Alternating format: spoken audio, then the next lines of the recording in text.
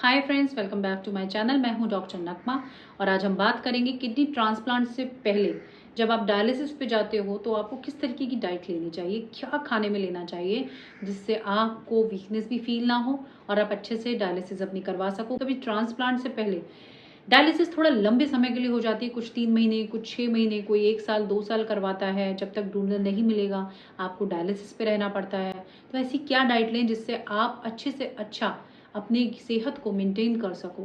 एक चीज़ आज मैं आपके साथ और शेयर करना चाहूँगी कि जब मैं डायलिसिस पे थी तो मैं क्या खाती थी, मैं किस तरीके से मैंने मैनेज किए। मेरी 4 मंथ डायलिसिस हुई थी। 4 मंथ में मैं किस तरीके का खाना खाती थी। डायलिसिस पे जब आप चले जाते हो तो डाइट बहुत मैंडेटरी हो जाती है, ज़रूरी हो जाता है उसको बड़ा क्लोजली वॉच करना, क्योंकि आपकी एक गलत चीज़ खाने से आपका यूरिया बिगड़ सकता है, आपका फॉस्फेट लेवल बिगड़ सकता है, फ्लूइड लेवल बिगड़ सकता है, बॉडी में पोटेशियम बढ़ सकता है। अगर आप डायलिसिस पे जा रहे हो तो आपको सबसे पहले ये ध्यान देना होगा, अब आपको इस तरीके की डाइट लेनी है कि आपकी बॉडी में जो ऑलरेडी टॉक्सिन्स हैं वो और ज़्यादा ना बढ़े। दूसरा पॉइंट है, किडनी पर लोड और ज़्यादा ना पड़े। तीसरी चीज़ है, ऐसी डाइट जो शरीर को ताकत दे और ट्रांसप्लांट के लिए आपको तैयार करे। तो इस तरीके की डाइट आपको लेनी होती है। सबसे पहला पॉइंट है, लोग पूछते हैं कि प्रोटीन कितना लें। अगर आपको याद हो तो मैं हमेशा आपसे कहती हूँ प्रोटीन कम लें, लेकिन वो ट्रांसप्लांट के बाद की बात है, क्योंकि मैंने ऐसा किया है 16 ईयर, इसलिए मेरी किडनी अच्छी चल रही है तो मैं वो चीज़ फॉलो करती हूँ। लेकिन ट्रांसप्लांट से पहले जब आप बहुत कमज़ोर हैं तो आपको प्रोटीन की ज़रूरत होती है, क्योंकि जो मशीन्स होती हैं वो बहुत ही ज़्यादा वीक कर देती हैं।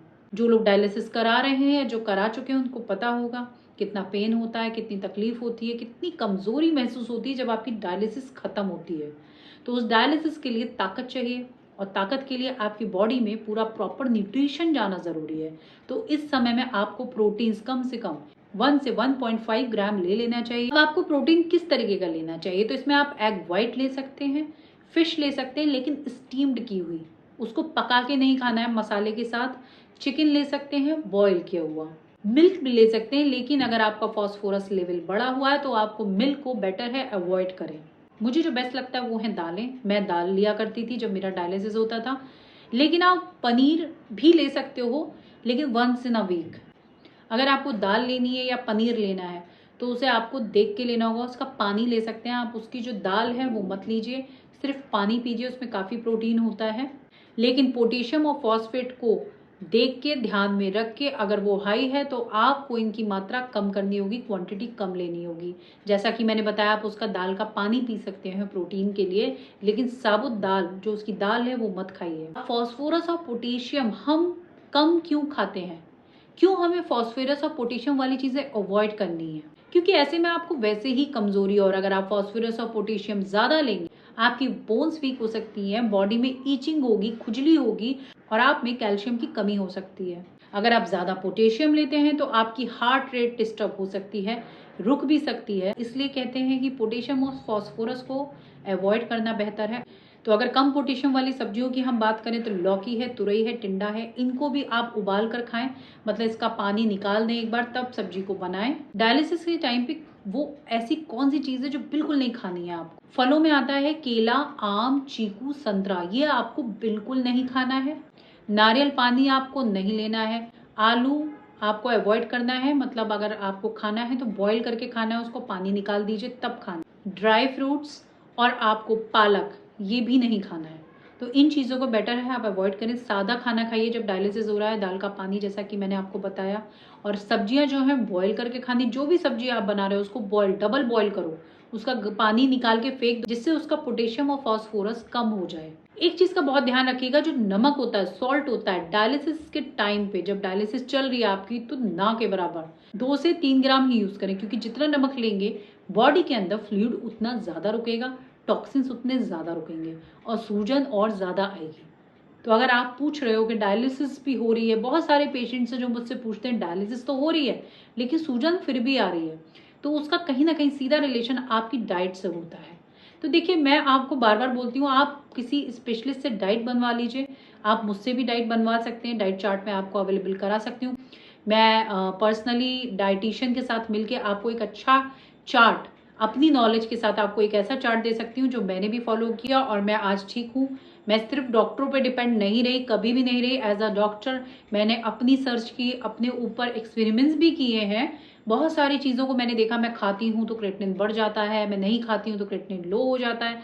मैं ऐसे ही आपको कोई चीज़ नहीं बताती हूँ, आप ना मानो तो आप वो चीज़ जब करके देखोगे तो आपको उसके रिजल्ट विजिबल दिखाई देंगे। फ्लूइड कितना लें?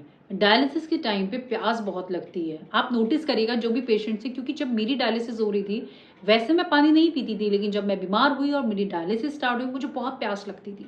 और उसमें मैं क्या करती थी, एक एक घूंट करके पानी पीती थी ताकि ज़्यादा पानी बॉडी में ना जाए, क्योंकि एकदम से पानी तो निकल नहीं रहा था और वो पानी मेरी बॉडी में रुक रहा था। तो मैं एक एक सिप करके पानी पीती थी। आप समझो आधे लीटर पानी में मैं पूरा दिन निकालती थी। तो आपको पानी एकदम लिमिट कर देना अगर आप चाहते हो आपकी बॉडी पे स्वेलिंग ना आए, पे हमारी लोड ना आए। इसका एक सीधा सा तरीका है, आपको जितना भी पेशाब आ रहा है, जितना भी यूरिन आ रहा है, उसमें आप 500 ml ऐड कर दो। लाइक आपको अगर 400 ml यूरिन आता है तो आप उसमें 500 ml ऐड कर दो, मतलब 900 ml आपको पानी पीना है। तो सीधा सा कैलकुलेशन है, ये आपको समझ आ गया होगा। जिन भी लोगों को समझ नहीं आया वो मुझे मैसेज करके पूछ सकते हैं, लेकिन उसके लिए आपको यूरिन मेजर करना बहुत ज़रूरी है। और ये जो आपका लिक्विड है इसमें आपका सब कुछ शामिल होता है, लाइक मिल्क हो गया, चाय हो गया, आप कोई सूप पी रहे हो दाल का या दाल का पानी है, ये सब कुछ मिल के मैं आपसे बात कर रही हूँ। मतलब आप समझ सकते हो, अगर आप उसमें लिक्विड ज़्यादा ले रहे हो तो आपको पानी और कम कर देना है। तो आई होप आपको ये चीज़ समझ आ गई होगी कि लिक्विड हमको किस तरीके से डिवाइड करना है, किस तरीके से हमें लिक्विड पीना है। अब जो मैं आपको बताने जा रही हूँ, देखिए कुछ चीज़ों का ध्यान रखिए, खास करके जो पेशेंट्स डायलिसिस पर हैं वो इन चीज़ों का बहुत ध्यान रखें।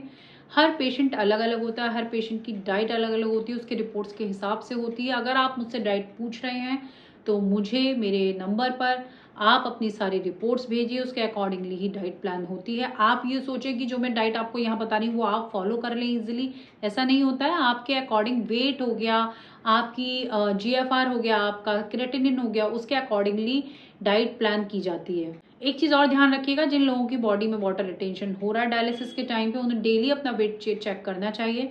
लाइक अगर आज आपका 50 किलो वेट है और कल आप अगर मेजर कर रहे हो अचानक से 1-2 किलो बढ़ रहा है, मतलब आप समझो आपकी बॉडी में पानी रुक रहा है, वाटर रिटेंशन हो रहा है, और आपको इमीडिएट या तो डॉक्टर जो दवाइयाँ देंगे पानी कम करने के लिए वो लेनी है, या फिर अपना सबसे पहले तो लिक्विड को कम कर देना है। तो ये चीज़ आप समझ लीजिए, अगर आपकी बॉडी वाटर रिटेंशन हो रहा है तो प्रॉब्लम और ज़्यादा बढ़ेगी, तो उस चीज़ को ध्यान में रखिएगा। आई होप जितनी चीज़ें मैंने बताई हैं आपको समझ आई होंगी। इसके अलावा अगर आपको डाइट चार्ट चाहिए, कस्टम डाइट प्लान चाहिए, आपकी स्टेज के हिसाब से वो बनाया जाएगा, स्टेज 1, स्टेज 2, स्टेज 3। तो आप डिस्क्रिप्शन बॉक्स में मेरा नंबर है, आप उस पर कॉन्टैक्ट मुझे कर सकते हैं। अगर डायलिसिस से रिलेटेड आपका कोई और भी सवाल है, डाइट से रिलेटेड, तो आप कमेंट बॉक्स में मुझे कमेंट ज़रूर करिएगा। कुछ भी आपको अगर इंक्वायरी करना है, कुछ भी पूछना है, आप मुझे डायरेक्ट मैसेज पे भी मैसेज कर सकते हैं।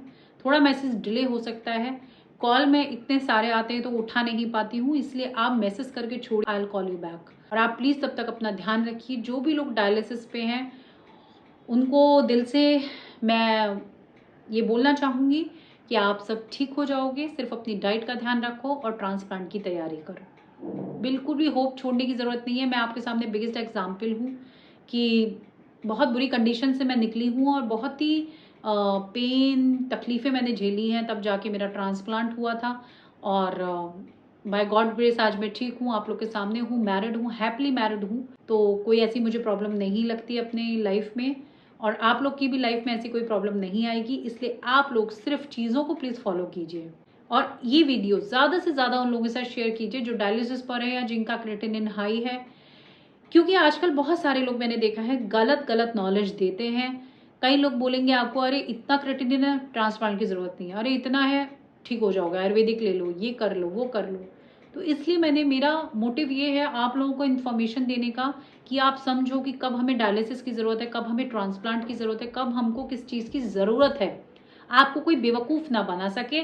मैं ऑलरेडी 16 ईयर, आप ये समझ लो मैंने इन्हीं चीज़ों पे रिसर्च की है, यही करती चली आ रही हूँ। और सब डॉक्टरों से, शायद ही किसी डॉक्टर से मैंने कंसल्ट ना किया हो, क्योंकि बीइंग अ डॉक्टर मैं चाहती हूँ बेस्ट डॉक्टर से मैं ट्रीटमेंट लूँ। अगर मुझे किसी डॉक्टर की बात समझ में नहीं आती, वो मुझे डिटेल में चीज़ें नहीं समझा रहे हैं, तो मैं उनसे अपना ट्रीटमेंट नहीं लेती हूँ। तो ये भी कोई ज़रूरी नहीं है कि जो डॉक्टर का आपका ट्रीटमेंट चल रहा है आपको उन्हीं डॉक्टर से ट्रीटमेंट लेना है, तो ऐसा कोई ज़रूरी नहीं होता है। तो इन चीज़ों को ध्यान रखिए।